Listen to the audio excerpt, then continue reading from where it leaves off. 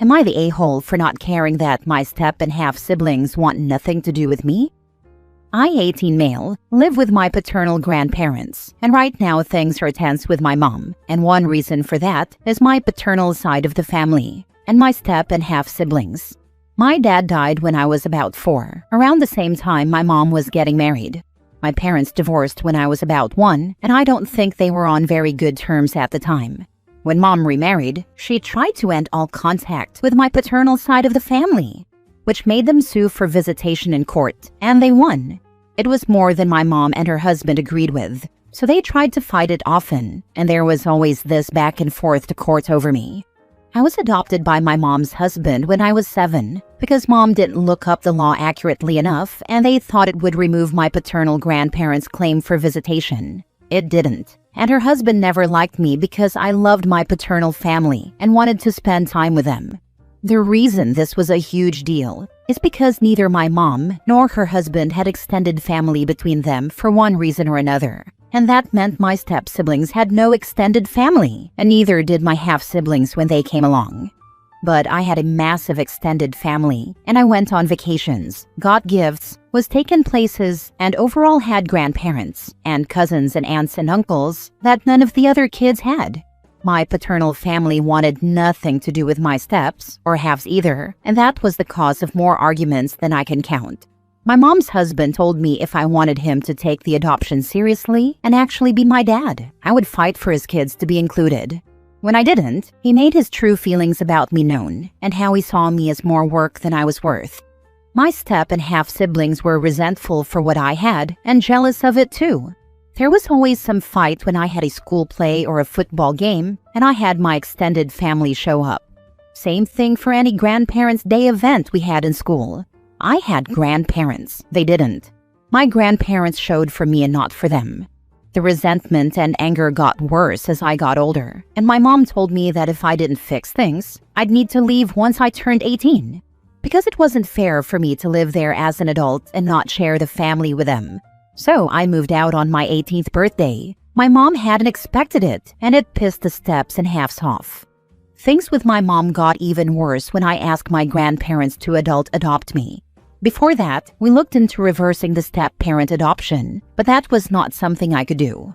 Mom told me it was so disrespectful to say F off to the man who raised me. She didn't even care that she's not legally my mom anymore. All she cared about was her husband's name is no longer on my birth certificate. We don't talk much since I moved out 7 months ago. When we do, it's fighting or tension. Now my mom's mad because she told me recently none of my step or half siblings want anything to do with me, and I didn't care. She told me I grew up with siblings and should care, and I should be heartbroken that none will talk to me. I told her I have cousins my own age, so it's not like I'll be alone. That only ticked her off more, but it's true. Am I the a-hole? Now for the top comments before reading the update. Not the a-hole. I'm curious if you know why your parents' marriage ended. It could be a clue into understanding your mother's behavior, because she is either batshit crazy delusional or an aggrieved woman who hasn't been able to put the past behind her. At this point, you are an adult. Stay with your grandparents who are being supportive, and go no contact with anyone bringing drama into your life. I would suggest you get some counseling to help deal with your past. It can help you be a better person, parent, and partner in the future. For years, she used to say my dad cheated on her. I found out that wasn't true, and she'd said that because she wanted me to want nothing to do with his family. The real reason for the divorce I have no idea about. Neither do my paternal family really. They believe it could be about money, but they can't be sure. The audacity of your family to try for inclusion in activities with your paternal family who have no relation to them whatsoever. It was a good move to have your grandparents adopt you. Someday, your siblings may realize how outrageous it was to expect a family that is not their own to foot the bill for all the activities that you went on. I don't think they will. They seem to be growing up with the belief that you are obligated to do that stuff for any kid who's close to someone in your family. It's really sad that an adult can't petition to have a deceased parent who had no record of relinquishing parental rights put back onto their birth certificate. I know, I'd have loved the chance to reverse it, but the adult adoption by my grandparents helped at least.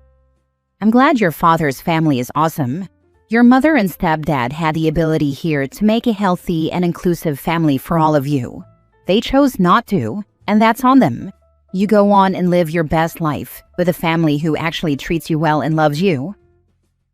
Next story. Am I the a-hole for feeling like it's not my job to make sure all the kids at my ex's house have just as much as our 2 sons? I, 32 male, have 2 sons, 10 and 8, with my ex-girlfriend.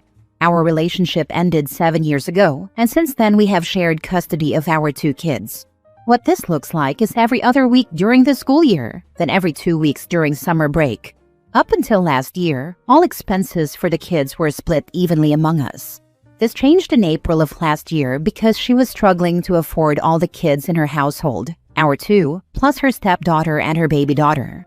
She wanted child support, but instead, I took over certain expenses instead, and the judge agreed it was fair. I pay for medical and dental expenses, and she no longer has to pay half. Our younger is on regular meds, so this does alleviate the strain on her significantly, because medical expenses were pretty costly every month even with insurance. This was apparently not enough to make things equal between all the kids, and my ex and her husband have complained that my sons have a better quality of life overall than their stepsister who's 7, and their half-sister who is 15 months old. My ex is currently pregnant again, so another child will be joining their household in the next few months. There were fights about summer camp because our boys are going this summer, but my ex and her husband cannot afford to send his daughter. Before the summer camp issue was a field trip issue. They feel like I could share the cost or gift the experience to this little girl so she can have the same experiences as my sons. My ex's husband told me I should feel responsible for ensuring all kids have just as much as my sons do. I asked him why I would be responsible for that, and he told me for the benefit of my boys. He told me a decent person would do everything to make sure all the kids in a family are given the same leg up in life. I told him that's something he should be doing, as he's the person who blended his family with my ex's, and I did not. I told him he should be embarrassed to ask me to pay for his children to have a good life. My ex tried to convince me of this too, but I ignored her and then had my lawyer reach out and state we would move all contact to our family wizard. In return, she tried to sue me for child support. Or she looked into it, but she was told that would not be likely because financially it would not be considered a requirement when I pay more for our children already per last year's amended court order. I have been consistent about using the app, but my ex still brings up the topic of making things fair and equal for the other children in her home. I have replied once on there, stating I will continue to support our 2 children but not hers. For now, she is keeping it all to the app, thankfully. I don't exactly feel guilty about this, but I had wondered if people would find me a little petty maybe for my hard stance on this. I could afford to help but choose not to, and I know the kids are innocent of all the issues between the adults. That's basically the only reason I'll ask if I'm the a-hole. Not the a-hole. It is not your responsibility. It was her and her husband's decision to have more kids. It is on them to figure out how to finance their decisions. Ideally, they would have done that before getting pregnant again. You are the dad of half of the kids. You are not the family ATM. And her husband trying to guilt trip you is the icing on the cake. Wow. It surprised me to hear him try to guilt me into this. I can't imagine trying to pawn my responsibility to my kids off on someone else, especially not my spouse's ex. Yeah, that takes balls. Lazy balls, but balls. Imagine feeling like it's not your job to ensure your kids have a head start in life, but it's the job of your wife's ex. What a wonderful never land he must live in, glitter and all. Not your monkeys, not your circus. For 2 people struggling to give their already 2 kids comfort they want them to have, they don't seem very responsible adding another kid on the way, do they? Oh well, stick to your guns. And if she pushes, you may have to start looking at 100% custody to alleviate the imbalance. Not the a-hole. I wouldn't be able to get 100% custody unless they were unable to feed and take care of my kids. But so far, that has never been an issue. I hope it stays that way. Even then, it would likely not end in 100% custody and just trying different things to help them. Adding another child had me a little speechless when I was first told. But they wanted their child together to have a sibling close in age to be close with. That's what they have told people anyway. They can't afford 2 kids. 3 should be a cakewalk. Their cognitive dissonance is deafening. Maybe they felt so sure I was going to help support their other kids. Nothing could surprise me too badly after her husband asked me to pay for his kids.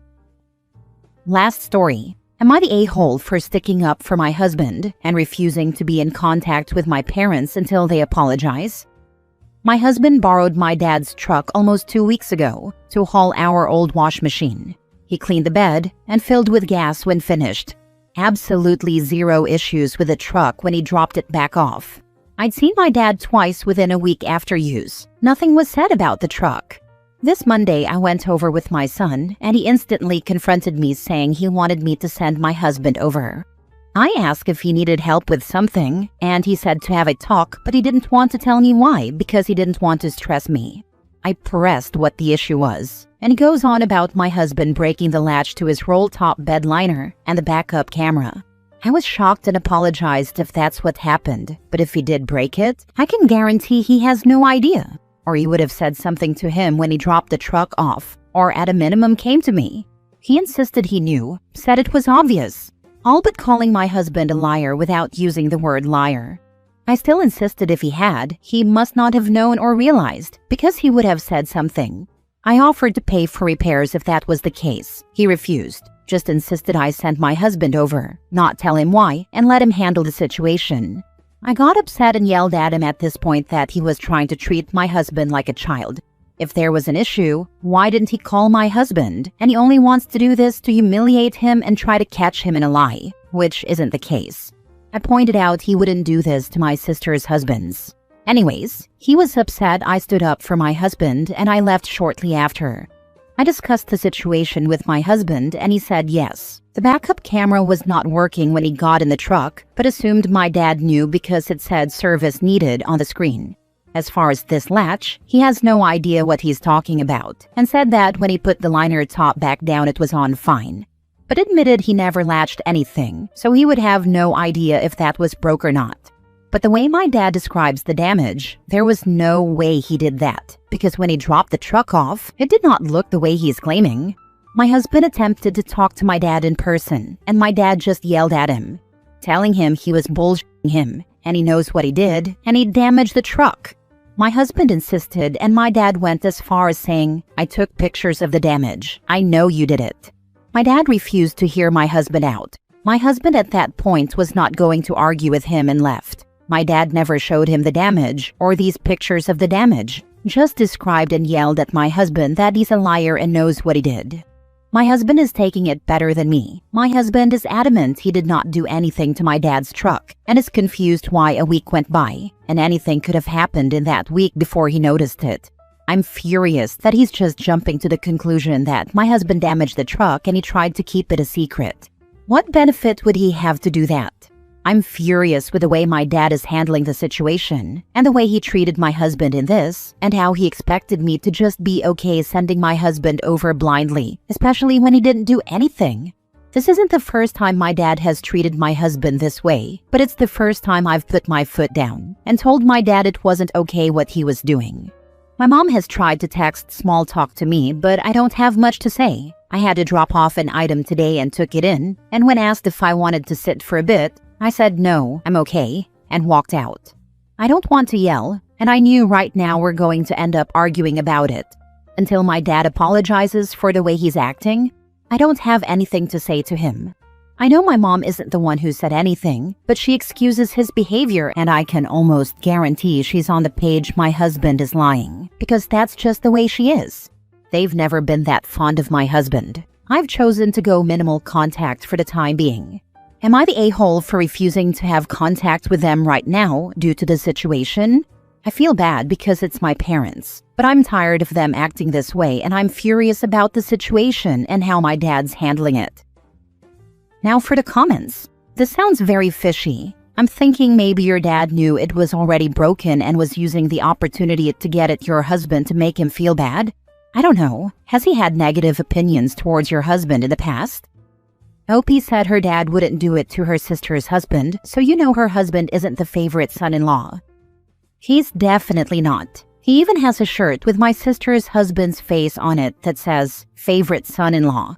I wish I was joking about that. Would he normally lend your husband stuff? Or did he do it because he knew it was already broken and wanted to blame him?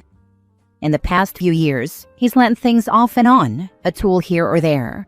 My husband has borrowed the truck before to do a similar run when we remodeled our kids' bathroom, so he's familiar with the truck. We hadn't borrowed it for months, and the few times we have it for an hour or two, and it's driven maybe 10 miles total. We've never had any issues, so this accusation came out of nowhere, especially given it has been over a week since it was used, and I had seen him twice since it had been used and nothing had been brought up. What's the "you wouldn't do this to my sister's husband" comment about? Has he always had an issue with your husband? If so, then it has to be your answer. I've known my husband since we were young teenagers, married 18 years at this point. He has refused to let go of the image of my husband as a grown man and still looks at him like he's the 13-year-old boy I met at middle school. My sisters are much older than me, met their husbands as adults and treats them as such. My husband has always been looked at as the dumb idiot. There's such an age gap that I have a kindergartner, and my siblings' kids are already married and have kids of their own. How would you even break a backup cam, except for damaging the lens on the outside of the vehicle? Mine turns on when my vehicle is in reverse and turns off when it isn't. There's literally no user interaction and nothing to break. That was my question when he initially brought it up. I was confused and asked if he was saying my husband backed into something and it was cracked, and he said no, that when you put it in reverse the screen turns blue and says service needed. And he thinks it's awfully coincidental that the latch to the liner was broken and that the camera and latch must be connected. My husband says he noticed the camera wouldn't turn on when he got to the truck initially leaving my dad's house, but assumed my dad knew about it, and the latch for the liner that he claims is broke, and now won't lay right. My husband says he has no idea, because when he dropped it off, it was sitting perfectly fine, and he never touched the latch because he hated the way they latched, and it always seemed finicky.